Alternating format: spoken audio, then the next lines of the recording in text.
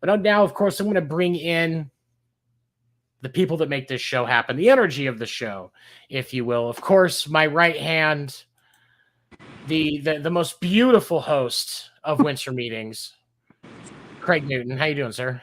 I'm doing great. Glad to hear it. Glad to have you with us this week. I know you've been going through a lot. It's great to have you here to talk some baseball, man. I miss you when you're not here.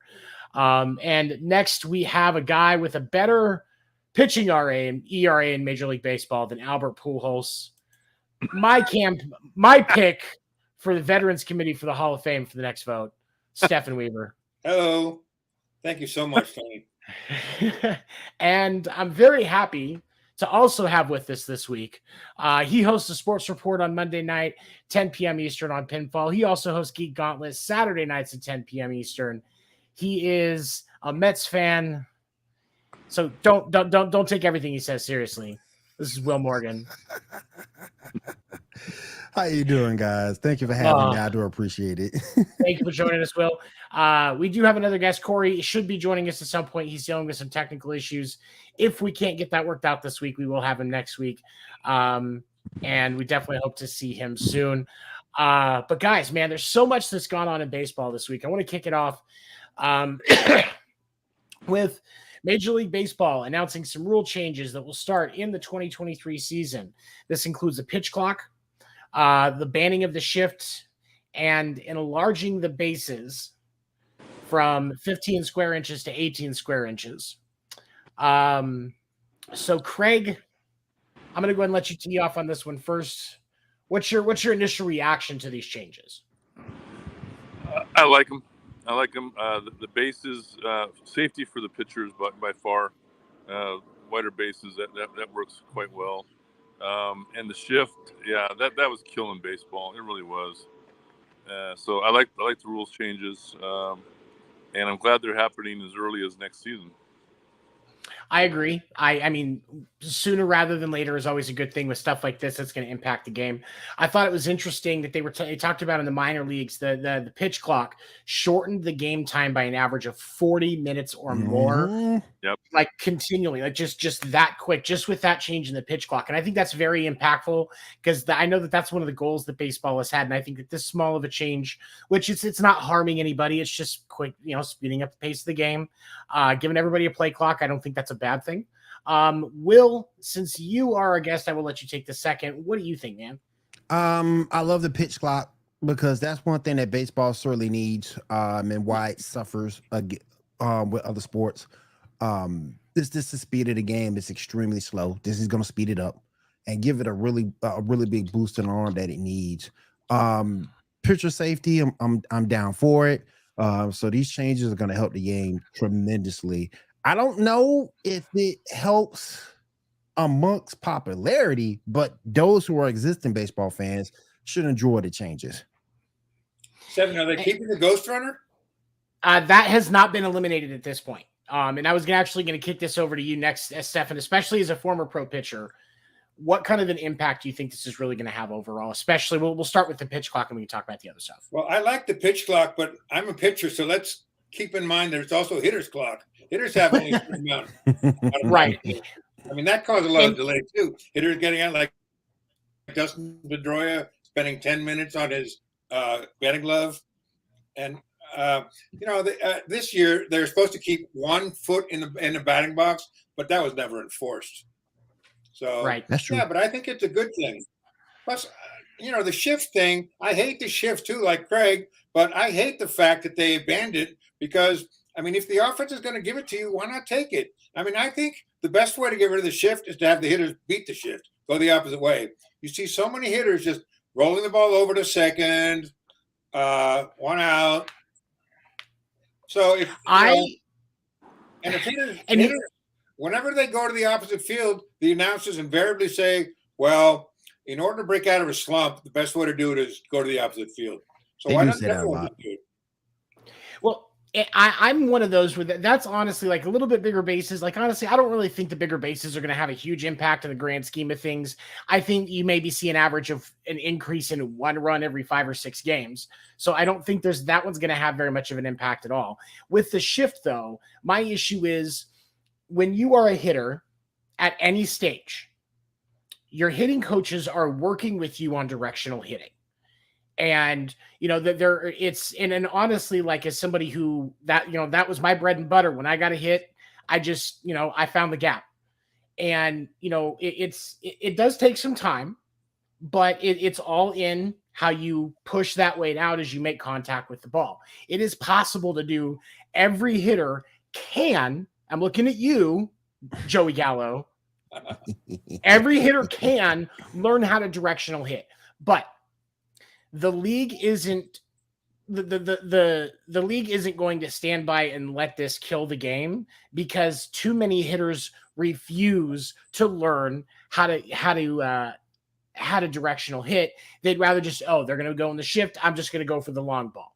I get it. Chicks dig the long ball, but relying on the long ball doesn't win games. Ask the New York Yankees. Yeah, I'm about to say that. Plus, as a pitcher, I would much rather face a guy going for the downs than a guy going the opposite way. Guys going the opposite way used to kill me, but guys that go for the fences, they can be pitched to. Yeah. But guys that go the opposite way, they can't be pitched to. I mean, you can hit anything the opposite way. I remember Steve Sachs, when we were playing A-ball, he used to kill me down the right field line. So, Stefan, let me ask you this. These changes, when did they first come up? Was this something that was brought up last year, or? The pitch clock, honestly, that one, I would say that one's been being kicked around, at least from my experience, the longer. I'm sure Craig and Stefan can confirm this. The pitch clock has been one of the longer conversations. There was a lot of resistance to it at first, and I think the reason was because they didn't want to rush the pitchers and worry about them doing damage. Well, no, it's honestly not really the pitchers that are the problem. When you've got batters that are taking a timeout between each pitch, whether they swung at it or not, stepping back, adjusting their gloves, grabbing their balls, playing with their necklace, figuring out which end of the bat they have to hold. Like, you don't need to do that during every freaking at bat. Like, I don't understand it. And so I like the pitch timer, because I think Stefan's right. I think this impacts the hitters more than it does the pitchers. I legitimately do. But the shifts, man, I get why. I think these guys should, I understand in today's market, the value of an athlete in baseball. You see these $40 million guys. That's great. If the value is going to be there. I take care of my dog. I'll be right back. You're if all right. you were taught correctly in the first place, would we really need this? Yeah, because they use the shift in every level for the most part. And so directional hitting should be a practice from Little League. Jump. Once you get out, I like in T-ball, you can even work on it, because you can say, okay, I want you to hit it between second and third. Okay, I want you to hit it this direction. Right. And with that T, you can work on your body position and hand movements so that you can see what you need to do. So for me, I don't think there's an excuse for this to need to be done, but I understand why they're doing it. And that's really all there is to it. Is I get it, but it's like, I think it's dumb. So my next question to you guys, and Stefan, I'll let you take this one first. What do you think there are any other rule changes that they should be considering that would be impactful to the game in a positive way? I'm sure I can think of some, but at the moment, no. You put me on the spot.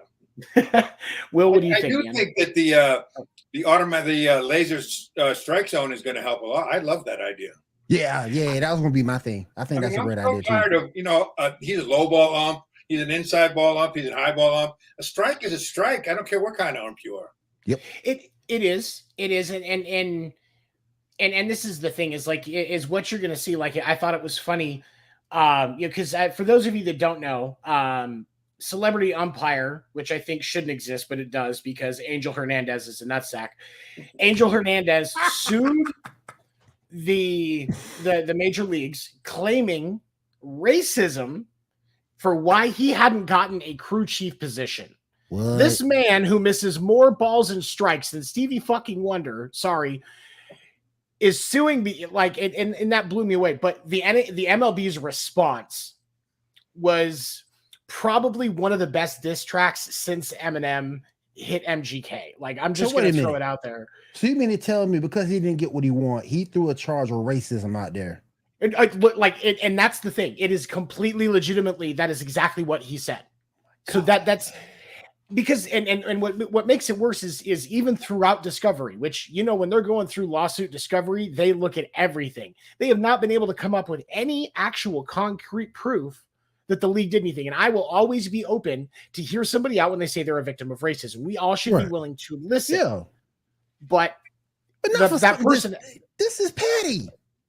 Oh, it's exactly petty. But and so when the league shot back in their response to the lawsuit, they cited all of the mistakes that he's made, all of the times that his mistakes blew games and negatively impacted the league. They spelled it out.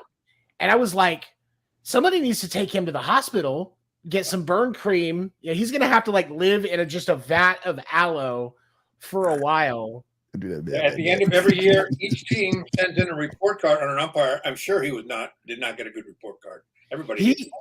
No, there is one of my favorite Twitter follows. One of my favorite feeds to follow on Twitter it's an umpire report card. And so every play umpire every day gets a report card. And, you know, no umpire is perfect. We can all agree on that. That's one of the human elements to the game. It is what it is, you know, but Angel Hernandez is consistently in the bottom rated umpires every time he's behind the plate. And what I thought was interesting is the ones that I've seen. So I'll preface it by saying that the ones that I've seen on the days that I've caught it, he has more run impacting missed calls than anybody. So here's the thing. So wait a minute. Let me understand. Let me get you straight. I just want to be sure I'm not missing out on something. You suck at your job, and you expect a promotion for sucking at your job. You make like close to $100,000 a year. Shut the hell up. I'm sorry, but shut the hell up. You making $100,000 a year, calling balls and strikes. Poorly. You say what? Poorly calling balls and strikes. Yeah. Yeah. Shut the hell up, man. Yeah, you're not even doing your job. Not even doing it right. Shut the hell up.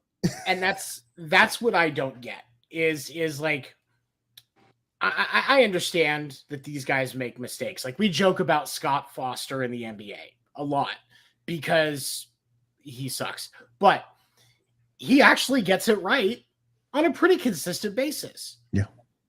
The unfortunate, you know, and it seems to be situational where he makes mistakes or when Chris Paul's on the court. With Angel Hernandez, the numbers don't lie. Scott Foster, Scott Frost is, Scott Foster, that's his name, isn't it? Mm-hmm. The referee, NBA referee. He has a better record against Chris Paul than child support attorneys have against Nick Cannon. Good one. I mean, like somebody needs to take that dude's driver's license away because he clearly can't pull out of a driveway. But you can't. And what Angel Hernandez did frustrates me because it gives ammunition to people that want to be naysayers during legitimate complaints of racial abuse. Right. And it's just like when girls make false accusations of sexual assault too. Mm-hmm. You know. For the love of God, you know, just to get out of stuff is more often what it's not. It's to save face. Like they know what they're doing. Right. And you see these individuals whose lives are completely destroyed. I have a friend that everyone's got an agenda. Right. Got an agenda. Yes. Everybody got an agenda. Everybody got a price. I have a guy that I've known for, let's see, my son's 12. So I've known him for 14 years. And about 5 years before, 12, so you've known him for 14 years. I've known the friend. The friend. I've known the friend for 14 years. About 5 years before I met him, he spent 3 months in jail over a false accusation. And what made it even worse was the false accusation came from a 16-year-old girl, and he was in his mid-20s. So for his safety, they had to move him from Gen Pop to maximum security because of this accusation. His life was forever ruined. He was never able to recover from that. Right. Meanwhile, There's Like- no reprimand for the woman filing a false claim. Consequences, right? Consequences, no consequences. And there needs to, and I think that changes the discussion.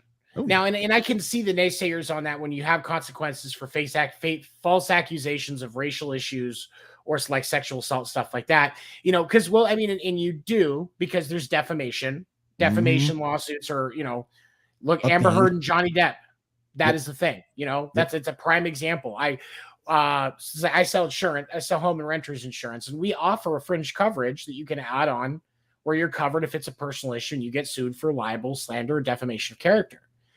And now when somebody asks me what that is, because a lot of people don't know, it's understandable, I just say Amber Heard and Johnny Depp. Oh, we get it now.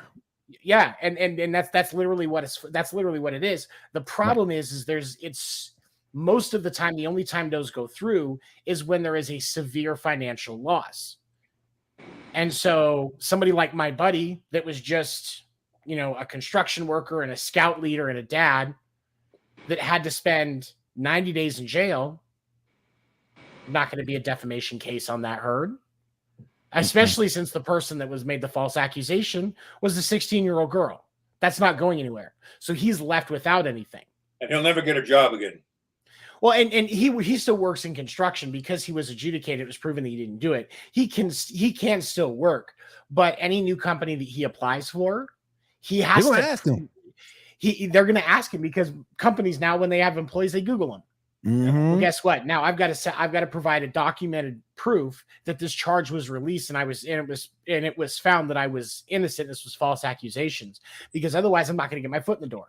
Like, he submits that, because you know how, like, on God damn it. You know how on, like, when you're doing an application, you have that spot where you can upload your resume and a cover letter. He just submits that as his cover letter.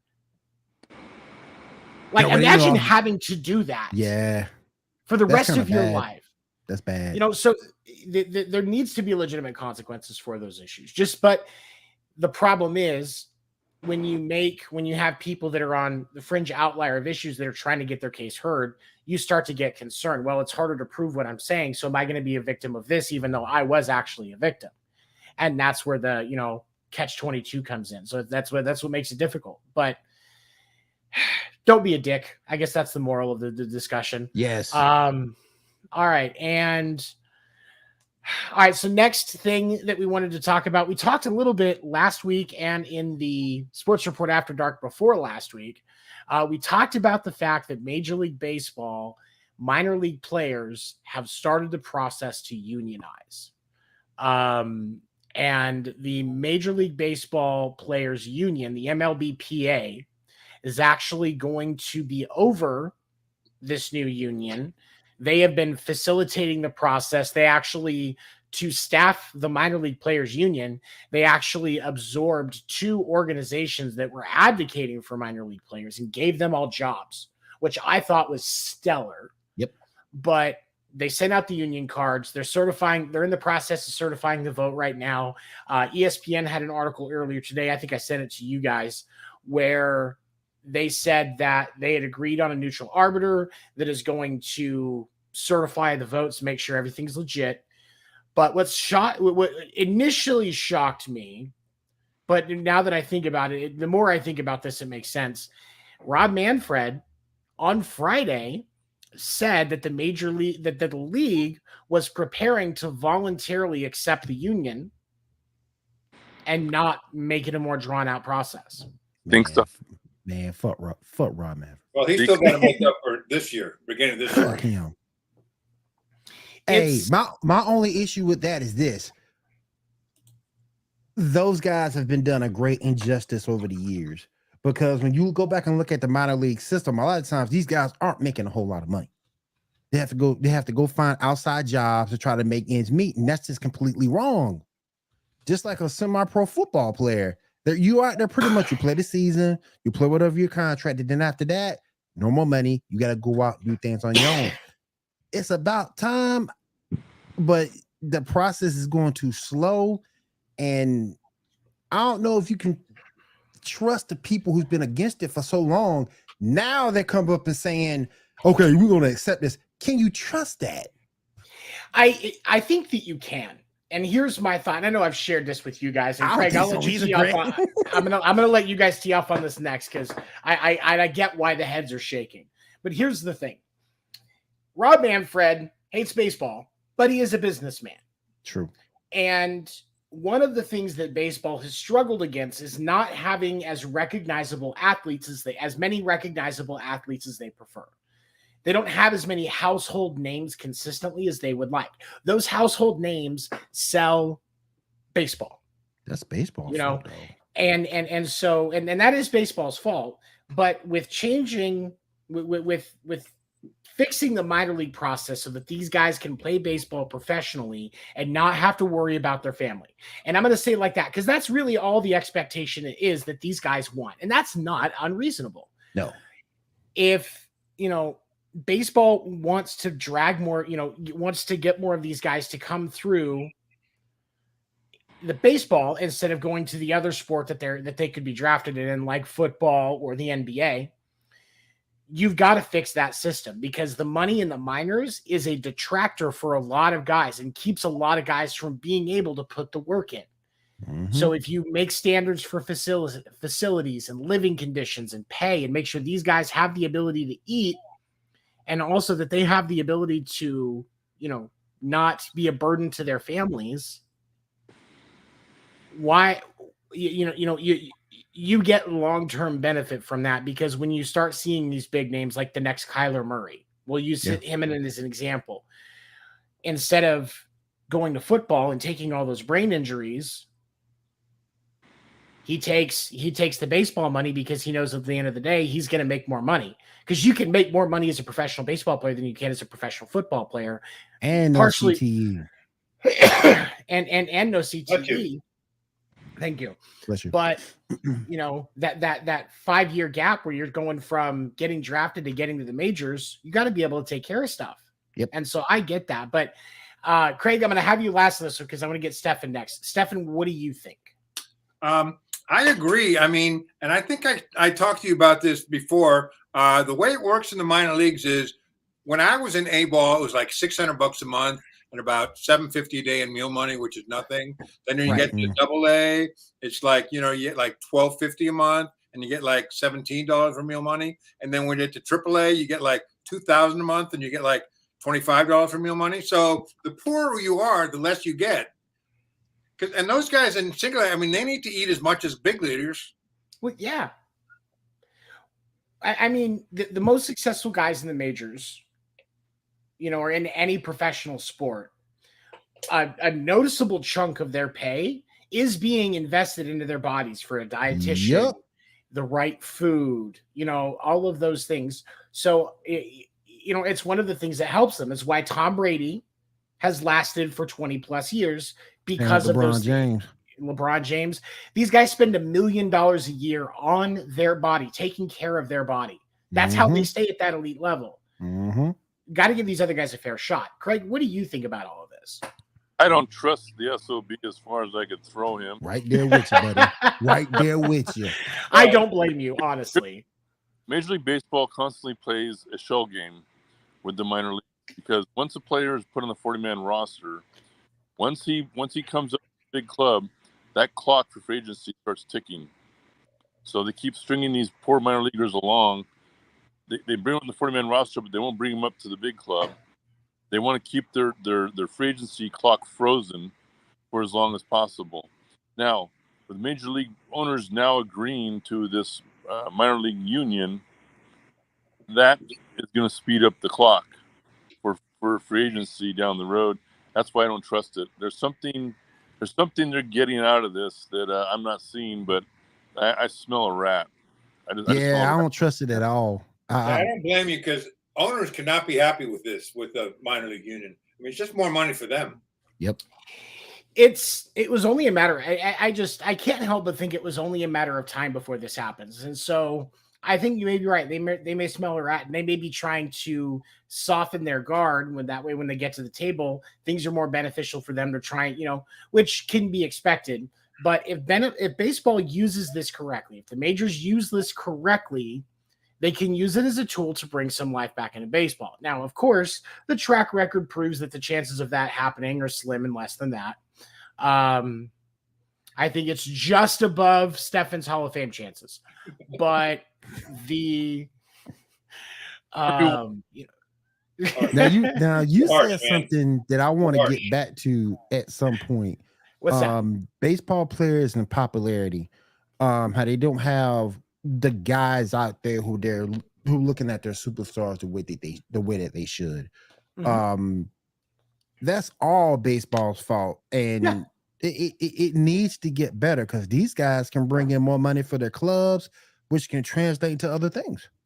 Baseball's marketing is part of the reason that baseball is dying. Yep. You know what I have to say about that? I've always, basketball, they do a great job of, LeBron James and the Lakers are coming in. Mhm.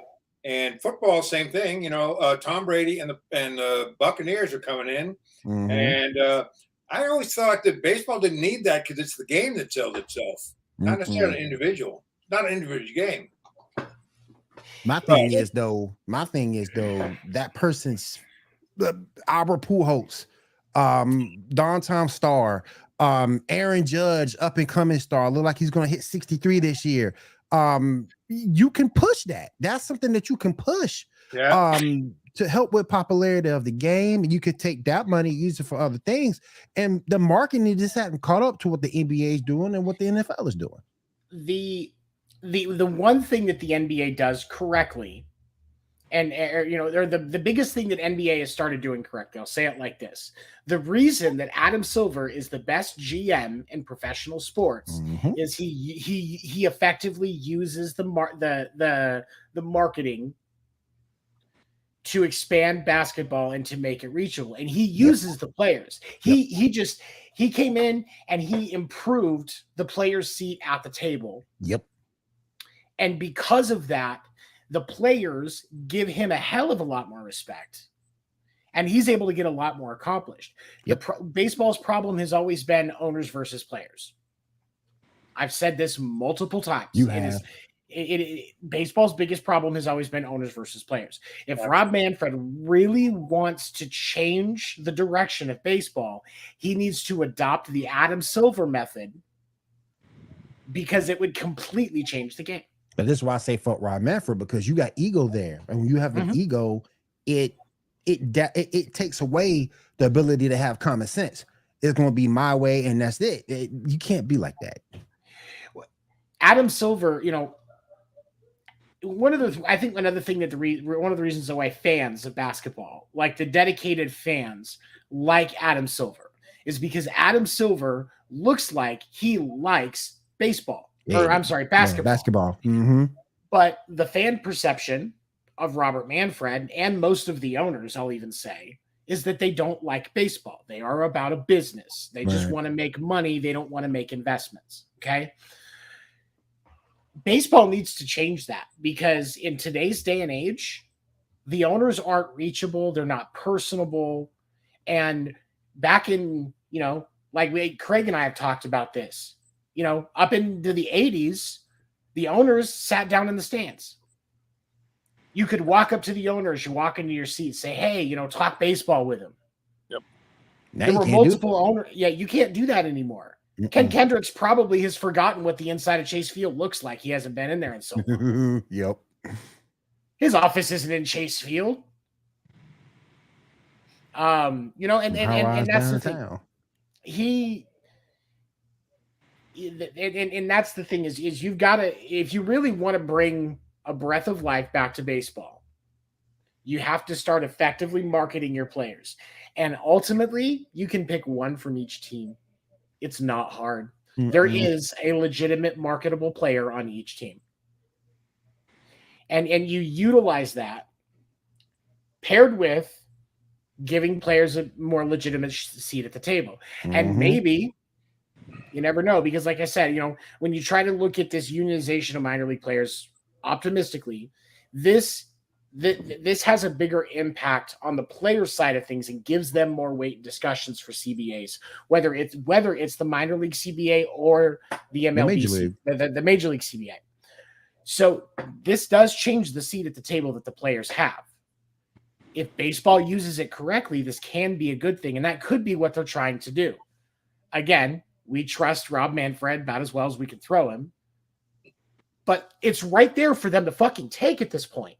Yep. It's right there. It's never too late to do the right thing, but when the right thing has some type of agenda attached to it, I can't get behind it.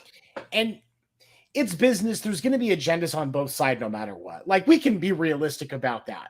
But if everybody comes to this in a presentation format or with the mindset, sorry, I don't know why I said presentation. If everybody comes to this with the mindset of we want to make baseball better, because here's the thing, if you make baseball better, the money is going to be there. Oh, yeah. If you have effective pro sports franchises, the money prints itself, basically. Like, really. But if you continue to allow a professional sport to struggle, the printing press stops. Mm-hmm. And so they've got to change their mindset and use this to do that, or we're just going to see baseball continue to decline. And that'd be a damn shame. There's no desperation for the Major League Baseball owners. They're making money hand over fist. They're signing billion-dollar contracts with the networks. The NBA, before Adam Silver came in there was a desperation. It was not the number one market for anything in anywhere in the country. Was NBA and number one in the market. A lot of the games were being played at night on and the players, they weren't marketing the players. And Silver came in and said, I'll take it from here, David Stern, and I'll market the players, and not just the current stars like Michael Jordan, but I'm going to market the young players coming in the draft and all that. And he turned it around for the NBA. Mm-hmm. They're now in Europe, they're now in Asia. I mean, he's there. And Will and I have talked about this. Adam Silver has got the NBA on track to turn into a complete international baseball or basketball association, and turn basketball into a more world sport. Now, it's not going to be the same thing as soccer in that impact, but in a similar format. He could do it. That's the direction that he's going. And people forget. So many great young players in baseball. It's crazy. And people forget. In the league, there's so many great young players. And people forget about the NBA. Even in the days of Magic and Larry Bird, the finals were on tape delay. Yep. Once Michael got into the league and they started marketing Michael, everything changed to what you have today. So it can be done. Yep. It can. Absolutely. You got too many stars in baseball. We talk about it all the time, Seven. You got too many stars in baseball that you can market and get out there. How are the Angels? Young stars. Yeah. Here's the thing. How are the Angels, who should be they're in one of the largest sports markets in the country? How are the Angels selling less than half their tickets every game with two generational talents on their roster? That is horrible marketing. Yeah, that's horrible. That is absolutely horrible marketing. And the A's, that video that went viral, that guy that was apparently getting a BJ in the stands. If your stands the best thing you've seen ever from them. That's going to end up as the number one baseball video of the year, unless Albert Pujols hits 70 during the or hits 700 during the regular season. Yep. That's the A's highlight of the year. One of the few games where someone blew it and was celebrated. I don't know why the A's are struggling to investigate who those fans were. There was like 45 people at the game. Really? It was that hard to figure out what's going on? I mean, could have found out easy. I pay the guys. I pay them. They increase their attendance, their television audience probably twofold. Their Twitter following probably doubled overnight because of that video. Yep. Like, I mean, just here's $100,000. Start an OnlyFans. Don't do that in the stadium again. For the love of God, please. That's all you got to do. Maybe make a commercial making a joke about it. Like, or next time wear an A's hat. Could you please wear an A's hat so it's Bob? I love that idea. I love that idea. Because, like, if you look at football. Okay, we'll switch over to our sports example for the problems in baseball's marketing. We'll switch over to using football as an example. The Jets can't win a game to save their life. Nope. Like, they are consistently one of the bottom performers in the league. Yep. You have never seen the Jets Stadium anywhere near as empty in comparison as the Angels Stadium has been this year. Oh, Jets fans will support. Jets fans come out despite the issues.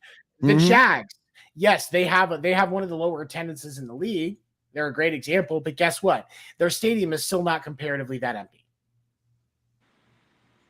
The Dolphins this year are going to see a lot better just because of how much talent they have on that roster. But in the past, they have been a, consistently lower attendance team.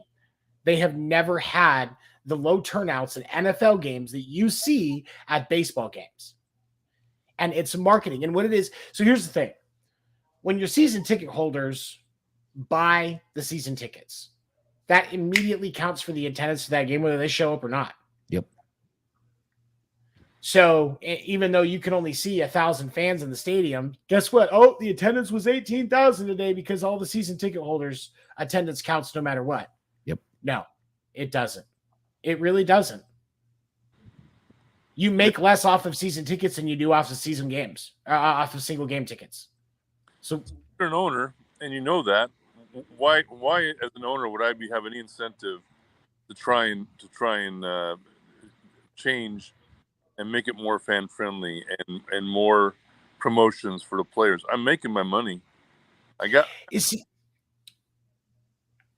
When I think about investing in sponsorships, because I have goals one day. I want to take this to big heights with my podcasting stuff, and maybe my podcasting business, sponsors a sports team. I'm going to be less concerned about who the team is and more concerned about the impact. If I'm sponsoring the Angels, okay, if I'm investing in a sponsorship for the Angels or the A's, why am I going to pay a bunch of money to have my sponsorship displayed in a stadium that nobody goes to? Preach. Or that is in disrepair. Preach. And I understand that part of the issue with the A's is they've been trying to get the Coliseum updated for a long time. And, and all of that, and they're going to be looking at changing. But they should still be marketing. Right. Also, I blame the season ticket holders too, because if they would have more of a voice, that would maybe be more to a site change. Season ticket holders have very little voice. Yeah. What talks and creates change is sponsors. And That's these true. teams that make a big change is because sponsors start pulling out. That's like, all right, we'll make a good run so that everybody's interested again so that we can keep that price where it's at. And then you're also looking at a team's bottom dollar. So yeah. You're right. Because that's a majority.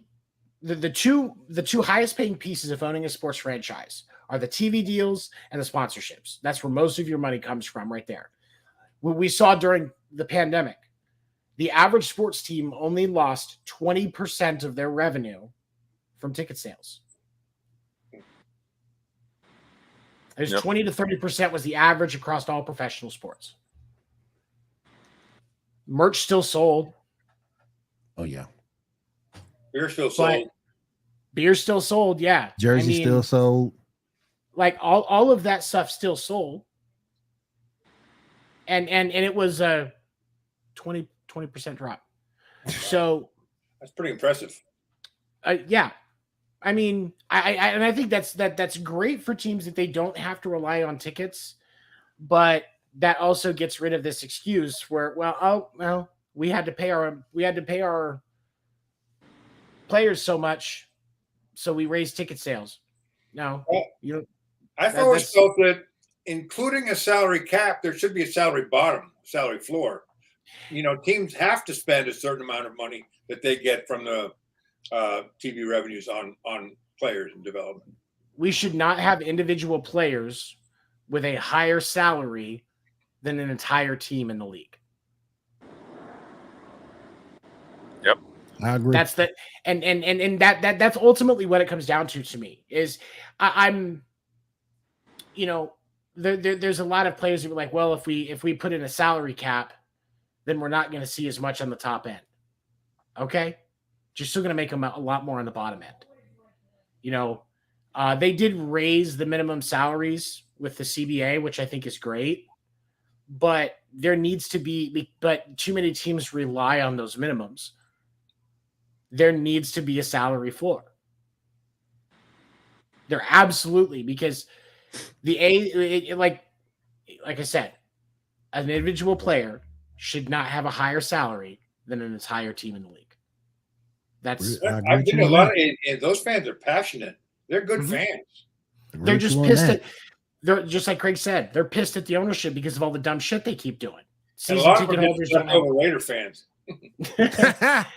Season ticket holders don't have their own parking lot anymore. They raised prices.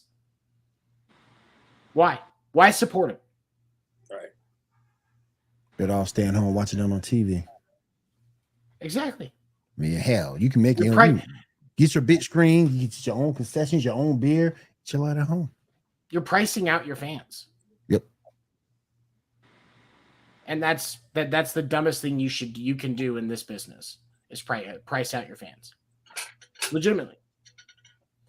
All right.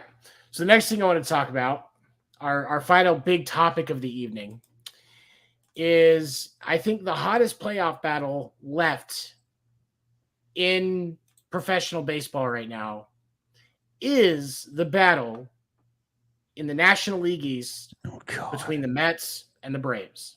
God. The Mets are currently 1.5 games ahead of the Braves right now in the standings after today's play. Wait, hold on. Are the Mets playing right now? But as of right now, I don't think the Mets already played today. Yeah. 1.5 because the Mets beat the Marlins today 9-3, and the Braves lost in a walk-off to the Mariners. Now 8-7. Yep. Now out of the Mets with 6-4 out of their last 10, they need to do that. Should be better. That should be better. The Mets should be better, but I think for me, where the Mets are going to find some success is with the schedule that they've got through the end of the season. They've got a few games where they've got a few different series as they work through this that they're going to be able to get right, because they wrapped up the series against Miami today, won 2 out of the 3. Mm-hmm. The next series is against the Cubs, which that'll be a little tougher, but you can still take 2 out of 3 you can on still that. take 2 of those. Yeah. A 4-game split against Pittsburgh, a 4-game series against Pittsburgh. You should take every game in that series. Every game of that one should be yours. 3 out of 4 at a minimum, but you should sweep the Pirates. Yeah. Milwaukee Brewers, you take 1 or 2 out of those. They are the Brewers hit and miss, so I'll give them a little bit of benefit. You got the A's coming up, perfect team to sweep. 2 more against the Marlins, and then the Braves and the Nationals. The Mets have the ability to get right. They need to, man. They just need to. Stefan, what have you seen, man? What do you think? I like the Mets. I don't think they have too much to get right. I mean, they're getting most of it right. I mean, I don't follow them probably like Will does, but from what I see, they're getting it right. What do you think, Craig? So just to be clear, the Giants are no longer contending. I just want to make sure. No, the Dodgers clinched yesterday. It was close. I mean, the Giants were really in it till the bitter end of April. At 66 and 73. Really quick, I want to ask you about the Giants, Craig. How do you go from 107 win season to at best 70? A lot of injuries, and pitching did not live up to. Other than crap, what's his name? God, I can't think of his name. I know who you mean. Dang it, I can't think of his name. Was it Rodon? No, not Rodon. Webb. Erling Carlos Rodon. Logan Webb didn't live up to expectations. Is it Logan Webb? Yeah, Webb is in there too, but Carlos Rodon's actually had a great season. Yeah, he did. But the Giants' offense just wasn't there. No, I think another factor is they all had career years last year, and you don't do that too often. I mean, No. I'm Red rooting. Sox, they all had career years in 2018. Now look, I'm rooting for the Mets. I think the Mets are getting healthy at the right time. They got their pitching back, thank goodness. Yeah, And, Scherzer's almost back. I think he'll be back next week. Yep. Yeah. The A's game's gonna be a body bag game, so 2 games. So I mean, you know, I think they should coast into the playoffs quite nicely. It's so you think so? I mean, yeah, they're both the Braves and the Mets. ESPN has them both with a greater than 99% chance to make the playoffs. They haven't officially clinched yet, but they're both pretty much there. So my question to you guys, and it's Craig's turn to go first. Craig, I'll let you take this question first. Okay. Do you think the Braves end up coming back and winning this division, or do you think it's the Mets? I think the Mets have got it. I don't think the Braves have got. I mean, I put a lot of stock in Mr. Freeman, you know, with the Braves, Which everyone should. Oh, Doc Peterson too. I mean, you know, those were winners. They were leaders, and I think they're lacking in some much needed leadership on that team and in the clubhouse. And that's why I'm leaning more towards the Mets. Okay, Will, what do you think? They need to stop playing down to the level of their competition, but I'm gonna still stick with my Mets. But they need to stop playing down to the level of competition. I identify with that intimately. Yeah, they need to stop doing that, man. They've lost some games this year that they shouldn't have lost. Just playing down to the level of competition. Shortwaters got to get these boys ready to play, man. We've had some pitching issues, and in terms of injuries and things like that, some untimely hitting. But I think the Mets can hold on and get this done with that schedule. I'm kind of concerned about that series with the Braves, but if we could take one or two of those games, I think we're sitting pretty. But you got to play up to your level of competition. Just don't get swept. Yeah, just don't. Yeah, just don't get swept. Don't get swept. Craig, yeah. But yeah, man. Oh, that's right. Yeah, it is your turn, Stefan. What do you think? Well, you know, I think pitching is the game, and the Mets are just getting their pitching right at the right time. I mean, when you have Scherzer and DeGrom and whoever else they have, I mean, that's 2 wins. That's a good 1-2 punch. Bassett is great. He's been great on the mound this year. He's not bad. I think I was looking at his numbers earlier, and I want to say he's like 13-4. How happy is he to get out of Oakland? Something stupid good. Yeah, hold on. What is his? Oh, I'm sorry, 13-7. Tied for 10th best record in the league. Yeah, ERA at 3.24. Like stupid, and that's your third. Mm-hmm. That's your third pitcher. Mm-hmm. Like, oh my God.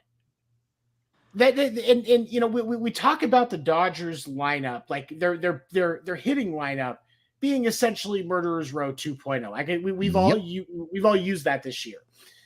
That pitching lineup for the New York is stupid good. When you think about how good the Mets are doing, despite the fact that they have had issues with not having Scherzer or DeGrom off and on, sometimes both at the same time for most of the season. Yep. That's how good this team is. They don't have their 2 best pitchers for most games, and they're still lighting it up. I don't think the Dodgers want to play them. I don't think so either. The Dodgers, I don't think anybody wants to face the Mets. When that pitching staff is healthy, that's going to be the Dodgers' Achilles heel. And, you know, good pitching beats good hitting. So all the time. You can see that the way Judge swings at good pitches, or Stanton. I mean, they look awful against good pitches. Stanton looks awful when he misses anything because that dude puts more into his swing than I do into scratching my balls. Well, he swings all the upper half of the body.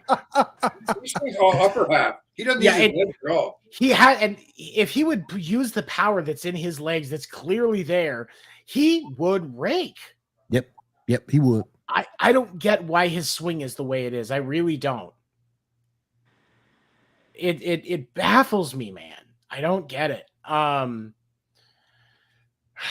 My boy Spencer Strider of the Braves, like he is the only reason that I hesitate, because the Braves pitching is actually pretty decent. Like it can, and I think that's something that hasn't really been given a lot of credit, because you've got like for example, Kyle Wright has that one of their starting pitchers has 17 wins. He's definitely up there. Max Fried has an ERA of 2.50. Spencer Strider, the rookie, is That's the leading. dude you were telling me about one time.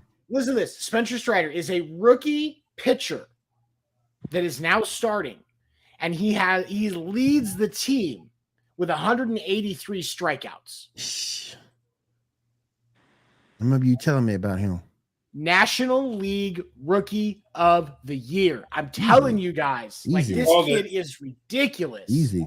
Real quick, I just want to say a shout out to the Dodgers. They did clinch a playoff berth today. Yes, the Dodgers clinched today. The Pirates were eliminated yesterday, and the A's were eliminated like I think officially it was like officially it was like a week ago, but like and really it was like April 10th. Yeah, something like that. At 10th or the 11th, whichever the day their first game was. And some scores from today as we start to get closer to wrapping up here. Right now, bottom of the 6th, Sunday Night Baseball. Giants are tied with the Cubs, 1-1. Red Sox did beat the Orioles today, 1-0. Matt Barnes coming in with his 5th save of the year. Rich Hill getting the W in that game. I know you want the Red Sox to reach 500 real bad, don't you? I just, as long as they can hit 500, for the love of God, please. Phillies beat the Nats 7-5. Cardinals beat the Pirates 4-3. Yankees clobbered the Rays 10-4. Peralta got the W in that one. Mets beat the Marlins, like we said, 9-3. Astros completely thrashed the Angels 12-4. Glad Josie ain't here. Nobody didn't none of us see that coming except for the Astros. Yep. 7-6 Brewers over the Reds. Guardians beat the Twins 4-1. That's going to put the Guardians in a better playoff position. I do think we see the Guardians as a wild card team this year. Royals beat the Tigers 4-0. The Rangers beat the Blue Jays, thank God, 4-1. There's actually almost a fight in that game. I think there was a fight in that game. I know I saw somebody charge a mound. Yeah, there was that game got more testy than a sperm bank. Diamondbacks over the Rockies 12-6. I'm on it today, man. You've been holding that one back though, haven't you? Yeah, he's been waiting to say that one. No, that one just came. That one just came to me. A's actually beat the White Sox today 10-3. Yeah, that one just came to me. No pun intended. The Mariners, my favorite wild card contender, did beat the Braves 8-7 today. I still think the Mariners are a sleeper team for the playoffs. Do not count them out. They will make their series interesting. It's going to happen. I'm not saying they're going to win, but they will make the American League series that they are in interesting. Yeah. I think for the Rays, this was their they had to do well in this series against the Yankees to gain ground, but they're getting killed by the Yankees. It's the Yankees. The Yankees offense is clicking back into gear at the right time. And something to remember is they still haven't gotten Matt Carpenter back. He's going to be back next week. The Yankees, I think he should be. I think the Yankees are going to go into the playoffs with some decent momentum and some good energy, and lose in the first round. Dodgers beat the Padres today as well. Judge at 63? Not yet. He's. Do you think he's on pace? Hold on, let me see. I thought he was on pace for 63. I want to look. How about Pujols passing A-Rod? That was he hit 697 today, and actually it was a great story I saw out of that. The fans that caught the ball wanted to meet him, give it back to him, and they were actually there on the anniversary of one of the fans' father passing, and they were Pirates fans, and he told them to keep that 697 and sign 2 more balls for them. Said that it would mean more to them than it would to him, and I think that's fantastic. That is a class act by Pujols. He's such a good guy. Yeah, because Judge has 55 homers right now. He's on pace for 63. I want to see. Hold on. I'm taking a look at this right now. What is he projected? He's okay. So he's on. Yeah, he's on pace for 62 to 63. You think he does it? Let me look at the Yankees schedule. Who do they have left? Walking his ass. And that's what I want to look at. Is I want to see who they're going to face, because I think that's going to have an impact on how I feel about this. They've got a 2-game set Tuesday and Wednesday against the Red Sox. Looks like they're going to face Pivetta and Bello, so he'll probably get at least one out of those two. Probably Pivetta, because Pivetta gives runs away like they're Oprah's favorite things. You get a card. 3-game set against the Brewers after that. 2 against Pittsburgh. You'll probably get a couple there. Looking at facing Contreras and Brubaker. So we'll see some. Yeah, he'll probably get a couple out of that. And then a 4-game set against Boston, 3 against Toronto, 3 against Baltimore, which is a very hitter-friendly park. And the Toronto games are at Toronto, which is a very hitter-friendly park. Mm-hmm. Are the Red Sox in Boston or in New York? The Red Sox ones are in Boston, so that's another hitter-friendly park. Yeah, that's another hitter-friendly park. Yeah, yep. I think he hits it. I think actually he may take it one step further and hit 64. Unless they stop pitching to him, and I know I would. That's just me. It's going to happen, but I mean, the task for the Yankees in that case is you have to make them pitch to Judge. Yep. So that means that where you put him in the lineup, the person before him and the person after him, they don't want to face either. Yeah. Yeah. Which means you need to get Giancarlo Stanton to get his head out of his ass and get back to hitting well. Yeah, and then get Donaldson in there, and Donaldson, Carpenter, once he's back, if you put him right in the middle of those guys, they won't have a choice. Yeah, you don't have a choice but to pitch to him then. That's all you can do. Yeah. That's all you can do. Literally. And that's the crazy thing about this lineup for the Yankees is that once they are back to healthy, as they work into the postseason, that lineup is going to be really freaking deadly. Like, I don't even know. But the problem is the Yankees have this problem of inconsistency. There is so much potential. That is a legitimately stacked lineup across the board for the Yankees. It truly is. But didn't they do like 16 scoreless innings against Houston? I mean, they can't. Yeah, you're right. They're very inconsistent. And that's the problem is you can't beat the crap out of the bad teams and then struggle against the good teams and last in the playoffs. Right. It doesn't happen because right now the Yankees have to hope to God they don't see the Astros until the ALCS.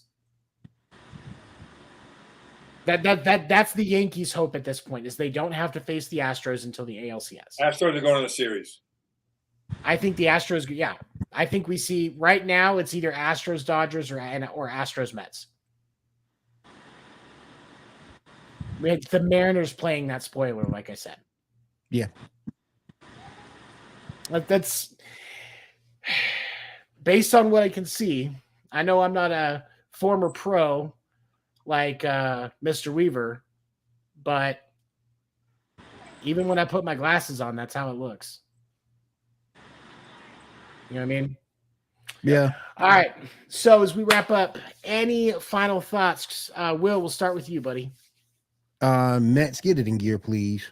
You won today. We need to keep that momentum going. We're 6-4 out of the last 10. We need to go ahead and take this thing into overdrive, finish up strong, get this division win. I don't want to say a wild card because of the way you started off. You were houses on fire. So let's go ahead let's play some consistent for real. Earlier in the season, look where they were. You aren't wrong. And it's like now you're starting to fall off. You need to get back to what you were before. Stay motivated. Beat who you need to beat. Split with those teams who are going to give you a challenge, and win the division and go from there. Yeah, split with the good teams. Beat the bad teams. Yep. And don't forget, you can catch Will Monday nights with me, 10 Eastern on Sports Report, and Saturday, and that's on the Pinfall streams, and then Saturday nights on the Geek Gauntlet Twitch page, you can catch the Geek Gauntlet podcast with Will, Shaw, and a smattering of others as they talk all things geek culture. As well on, YouTube. As well. Oh, it is on you. Okay. Mm-hmm. And I got the chance to sit in for most of that last night. And I'm pretty sure I had Will laughing really, really hard too many times. Stefan, what about you, man? Any final thoughts? I want to really congratulate baseball on adding that third wild card. I think that has made it so exciting. I mean, it's coming down. I mean, there's so many teams that have a chance that would never have had a chance before. This season as a whole have some excitement now. And the season as a whole has been really good. There's a lot of money in playoff baseball, so it makes sense. I'm honestly, I do kind of like this format better because October baseball is about, teams playing spoiler. That's why it's a series and not just one game, because you have that chance. Plus, they changed the playoff format, so it's like if you're the first wild card, I think you have to go to the person you're playing for all 3 games. It's not none of this 2 out of 3 stuff, I think. And I know you're right, and I think that's what makes it interesting is they've changed the dynamic and the flow of the playoffs in a positive way. Yes. So I think that it's a great addition to baseball. It makes sense money wise. I mean, you're going to make more money off of more playoff baseball games. Yeah, it's 3 games on each side potentially, worst case scenario, but. Which I don't even think that's what it is, because I think one of the teams, I think the way it is it's technically a 3-game series, but doesn't one of the teams, like the team with the better record, start one win ahead, like getting an extra strike, starting with a strike when you're playing softball? It's something like that, if I remember correctly. But I know if they didn't do that, they're talking about it. But it's, It's interesting. It's more baseball, which I think is a good thing. More October baseball. So I think it's a good thing. All right, Craig. Any final thoughts this week, my friend? Will, you have one awesome voice. Thank you. Awesome, man. Voice of an angel. I appreciate that. Thank golden you. Voice, talk another golden voice. Thank you. I appreciate that. Golden voice talking to another golden voice. What's the color of voice, Vice? My only thought is I really don't think that the Mets are going to fall out. I think they're going to continue on, and getting that pitching back is no better time. I'm excited for the Mets fans, and I'm very concerned though that when the Yankees, I hope they go out pretty fast, because I don't want to see my future Giant player, Judge injured. Or Shohei Ohtani, shut down for the rest of the season. Save his arm, because we use him also. So, Well, you're going to sign both? Oh, yeah. We'll both. By the way, we have just announced that we will be doing random drug tests of Winter Meetings hosts. And Craig, you have been, for no reason at all, selected as the first recipient. Because clearly Shohei is going to be a Boston Red Sox player next year. We've already talked about that. We talked about this. You get Aaron Judge, I get Shohei. Don't step on my ground, or I'm going to steal Aaron Judge from you too. I like Remember, that. We have more money than you guys. Judge could pitch, he'd be right there, but he can't. And honestly, I think that Shohei is going to get that MVP. I think Shohei is starting to edge Judge out, but I don't think he should. Because if you take Aaron Judge out of the Yankees lineup, that team does not win as many games. They are not even a playoff contender. Exactly. Well, I just think they should change the name of MVP to like best hitter or something. Yes, I mean, but the thing of it is, and because if Shohei's presence made the difference between the Angels making and missing the playoffs, or being a contender, I'll say it like that, being a contender. If Shohei's impact was such that it makes the difference between them being a contender, I'm willing to give Shohei a seat at that table. Yep, I agree. Yeah, me too. But the Angels organization doesn't know how to build a roster anymore. Nope. So you're wasting the prime of two generational talents in Mike Trout and Shohei Ohtani. 2 Hall of Famers. Guaranteed, yeah. Easy. First ballot Hall of Famers. Easy. So for me, I mean, it's that simple, you know. But we'll see what happens. Yep. And you know, as we wrap this up, again, thank you all for joining us. You can catch past episodes on Spotify, iHeartRadio, Apple Podcasts, Google Podcasts, Amazon Music, and I think is really cool, Audible. So if you have an Audible subscription, you can definitely give a listen to the winter meetings and catch up for anything that you've missed. Look at you, YouTube. Don't forget YouTube and Twitch as well. And we do have, yes, the Sports Report and Winter Meetings YouTube channel, and also the Sports Report Twitch page. You can definitely check us out there. Please share and support our page. We would really like to continue to grow this show and talk to you more about baseball. A shout out to our friends over at the Sportsaholic news page. All news things in quick articles and a picture you can read and digest and scroll through. They are our news extension. We will share some posts on our pages, of course, but they are our news extension now because they're good at that stuff. And I write for them sometimes too, but mostly the good people do it. Real quick, shout out to my boy Dan. I wish he was here tonight. Dan the Dick? Dan the Dick, yep. He is still processing the fact that the Yankees found their offense. So I was talking to him earlier today. He was very excited about that. I think he's actually catching up watching the Chiefs game now because I know he recorded that so we can watch the Yankees game. But we'll get Dan's thought on how you're going with the Yankees tomorrow night on Sports Report. Yep. Thank you all for supporting us. We will see you next week, 9 p.m. Eastern, right here. Have a great night. Thanks, everybody. Later, guys. Take care, guys. Yep. Why is this not? There we go. No, not what I wanted.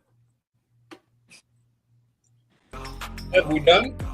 You got a mind, but even that could change. You could flip the gray matter like some batter in your brain. That's why I say, fake it till you make it A. And if you